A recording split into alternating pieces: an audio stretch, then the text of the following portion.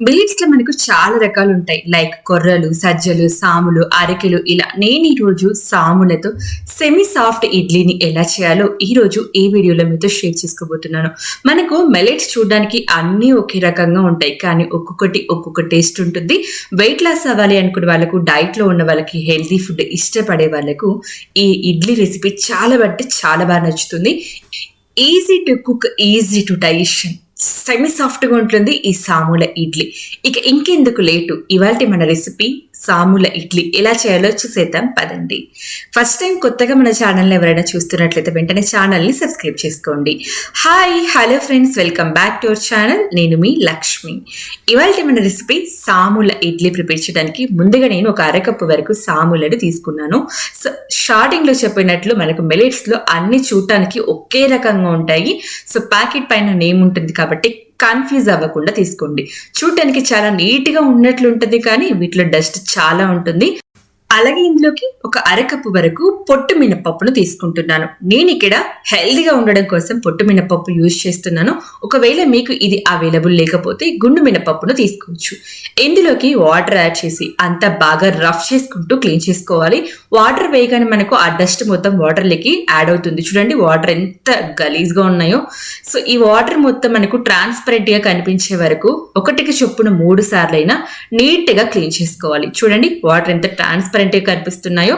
So ఇలా neat గా clean చేసుకున్న తర్వాత ఈ మిల్లెట్స్ ని అలాగే ఈ మినపప్పుని దాదాపు 5 to 6 అవర్స్ వరకు నాననివ్వాలి.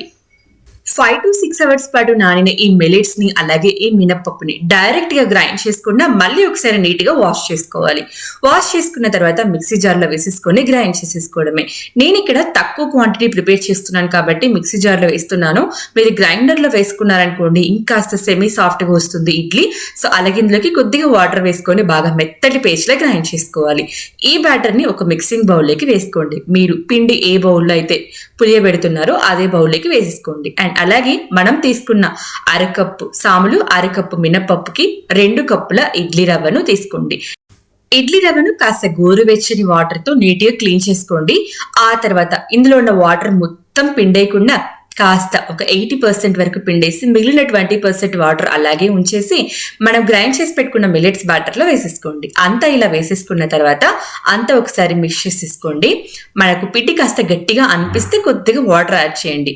అవసరం లేదు, పిండి కన్సిస్టెన్సీ సరిపోయింది అనుకున్న వాళ్ళు అలా మిక్స్ చేసేసి ప్లేట్తో క్లోజ్ చేసేసి ఓవర్ నైట్ మనకు అలా బయట పెట్టేసి పులియనివ్వండి. కన్సిస్టెన్సీ మరీ గట్టిగా కాకుండా మనకు ఈ విధంగా ఉంటే సరిపోతుంది. సో అంతా ఒకసారి దగ్గరగా చేసేసి ప్లేట్తో క్లోజ్ చేసేసి నైట్ అంతా పులియనివ్వండి. పిండి సమ్మర్ లో పులిసి పొంగినంత ఈజీగా ఈ వింటర్ సీజన్ లో పిండి పులిసినా కూడా పొంగదనమాట. అది వంట చేసే ప్రతి ఒక్కరికి తెలిసినదే. సో నెక్స్ట్ డే మార్నింగ్ కి కూడా పిండి నాకు ఏ విధంగా కలిపి పెట్టాను అదే విధంగా ఉంది. పిండి అయితే బాగా పులిసింది, బట్ పొంగలేదు. సో ఈ ఇడ్లీ పిండి నుంచి నాకు ఎంత పిండి అయితే కావాలో అంత పిండి తీసుకుని మిగిలిన పిండిని ఫ్రిడ్జ్ లో పెట్టేసుకుంటున్నాను. సో ఇప్పుడు ఈ పిండిలో మనకు రుచికి సరిపడా సాల్ట్, అలాగే ఇడ్లీ పిండి పొంగలేదు కాబట్టి చిటికెడంత సోడాని యాడ్ చేసుకోండి. పిండి పొంగిన వాళ్ళైతే సోడా వేసుకోకపోయినా పర్వాలేదు. అండ్ అలాగే కొద్దిగా వాటర్ వేసి అంతా ఒకసారి బాగా మిక్స్ చేసుకోవాలి. మీరు పిండి మిక్స్ చేస్తున్నప్పుడు అది ఇడ్లీ పిండి అయినా దోశ పిండి అయినా సరే ఒక టిప్ని బాగా గుర్తుంచుకోండి. పిండి బాగా పులుసున్నప్పుడు మిక్స్ చేస్తున్నప్పుడు మీరు బాగా స్పీడ్గా మిక్స్ చేశారనుకోండి అది సాఫ్ట్గా రావడం కన్నా కూడా కాస్త గట్టిగా వస్తుంది, తినడానికి అస్సలు బాగోదు. సో కాస్త స్లోగా మిక్స్ చేసేసుకోండి. ఆ తర్వాత స్టీల్ ప్లేట్స్కి నేను కొద్దిగా ఆయిల్ ఆల్రెడీ అప్లై చేసి పెట్టేశాను. మీరు ఇలా స్టీల్ ప్లేట్స్లో వేసేదానికన్నా కూడా హోటల్స్లో మనకి క్లాత్ పైన వేస్తారు కదా, అలా వేసుకున్నట్లయితే ఇడ్లీ ఇంకాస్త టేస్టీగా ఉంటుంది. అండ్ ఇడ్లీ బ్యాటర్ని ప్లేట్కి ఫుల్గా వేసేయకుండా కాస్త గ్యాప్ ఉంచి వేయండి. అండ్ అన్ని ప్లేట్స్కి కూడా ఇడ్లీ పిండి ఇదే విధంగా వేసేసుకోవాలి. ఈ విధంగా ఇడ్లీ ప్లేట్స్ అన్ని కూడా సెట్ చేసుకున్న తర్వాత ఇడ్లీలు మనము బేక్ చేయడం కోసం ఆల్రెడీ బౌల్లో వాటర్ వేసేసి పెట్టేశాను. ఇడ్లీ ప్లేట్స్ కూడా ఈ బౌల్లో పెట్టేసి పైన ప్లేట్తో క్లోజ్ చేసేసి చిన్న మంట మీద 30 minutes పాటు కుక్ అవ్వనివ్వండి. నేను ఎప్పుడు కూడా ఇడ్లీని చిన్న మంట మీద మాత్రమే ఉడికిస్తాను. 30 minutes తర్వాత ఓపెన్ చేసి చూస్తామనుకోండి సాఫ్ట్గా ఇడ్లీ అయితే రెడీ అయిపోయింది. మనకు పర్ఫెక్ట్గా బేక్ అయిందా లేదని తెలుసుకోవడం కోసం జస్ట్ మనకి ఇలా వేలుతో టచ్ చేసినట్లయితే కాస్త జిడ్డుగా అంటుకుంది అంటే కాస్త బేక్ అవ్వనివ్వాలి, అంటుకోలేదు అంటే ఇడ్లీ రెడీ అయిపోయినట్లే. కాస్త స్టవ్ ఆఫ్ చేసిన తర్వాత 5 నిమిషాల పాటు పక్కన పెట్టేసి ఇక 5 నిమిషాల తర్వాత వేడి వేడిగా సర్వ్ చేసేసుకోవడం. ఇడ్లీ చూడండి ఎంత ఫ్లఫీగా ఉంది. చూస్తుంటేనే తెలుస్తుంది కదా సెమీ సాఫ్ట్ గా ఉంది ఇడ్లీ అనేది. ఈ ఇడ్లీకి కాంబినేషన్ గా మీరు పల్లీ చట్నీ చేసిన, టమాటా చట్నీ చేసిన, అల్లం చట్నీ చేసిన ఎందులోకైనా కూడా సూపర్ గా ఉంటుంది.